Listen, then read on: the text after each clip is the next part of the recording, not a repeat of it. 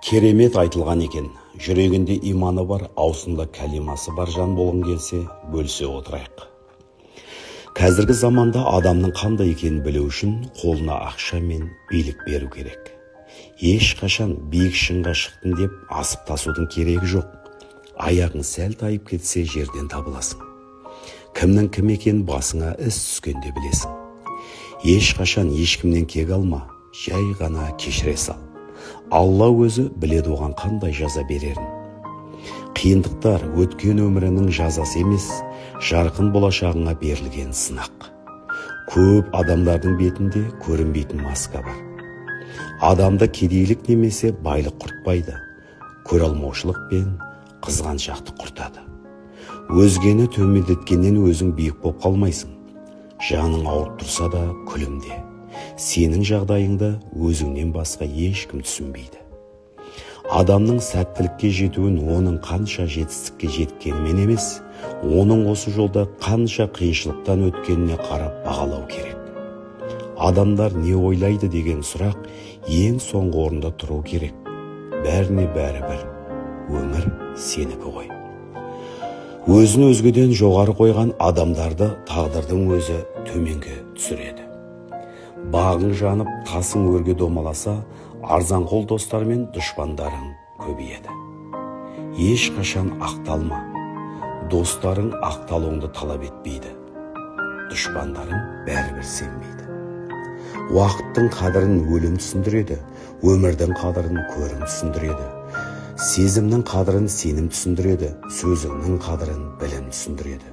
Бардың қадірін жоғын түсіндіреді, бақтың қадірін сорың түсіндіреді. Жағындарыңызға айтқан ауыр сөздеріңіз олардың жүрегіне шегедей қағылатын біліңіз. Ол шегені кешірім сұрап алып тастасаңыз да орнында ойып қалады. Сондықтан шын жақсы көретін адамдарға көңіліне тиетін сөздер айтпаңыз. Өмірдің қиындығын көп көрген көп нәрсеге қол жеткізеді. Өмірдің ащысын көп татқан адам тәттінің қадірін біледі. Өмірде көз жасы көп төгілген адам шынайы күле алады. Өмір ең үлкен ұстаз. Егер Құдай басыңа қиыншылық берсе, сенің жеңе алатыныңа сенгені.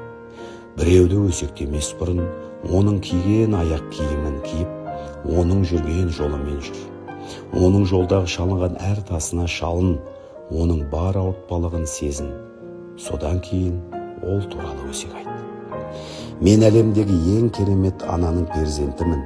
Ана әрбір адамның жарық дүниедегі ең жақыны, жанашыры, қадірлісі, қамқоршысы, ақ сүтін беріп айлаған, жанын аямаған ардақтысы.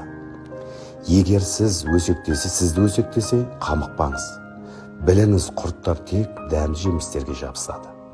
Неліктен жылаған кезде адам жеңілдеп қалады. Себебі көз жастармен бірге қайғы, өкпемен реніш шығып кетеді. Реніш кетеді, ашу басылады, бірақ көңілің ешқашан баяғыдай болмайды. Ауыздан шыққан әрбір сөзге ие бол. Ол сөз біреудің кеудесін тесер оқ болса, енді біреуге жан жарасын емдейтін шипа болады. Адамның санасы қаншалықты төмен болса, ол мұрнын соншалықты аспанға шүйіреді. Ұлың болса, ұрының үстінен күлме, қызың болса, жезөкшенің үстінен күлме. Кедейге күлме, сақауға сауал беріп, күліп жауап күтпе. Кереңді керең деме, жындыға тас атпа, қайтымы болады, күнәға батпа.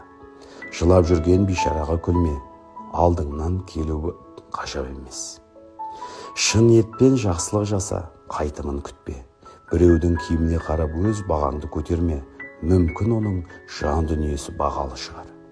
Сені жаратқан Алла, оны да жаратқан есіңнен шығарма. Ешкім ешкімнен артық емес. Біреуден жәбір көрген жанның дұғасын Алла қабыл етеді. Ешкімге тіліңмен де, іс әрекетіңмен де зияныңды тигізбе. Шындығында керемет айтылған екен. Құрметті бауырлар, бұл өмірде бір-бірімізді сыйлап, құрметтей білейік бауырлар.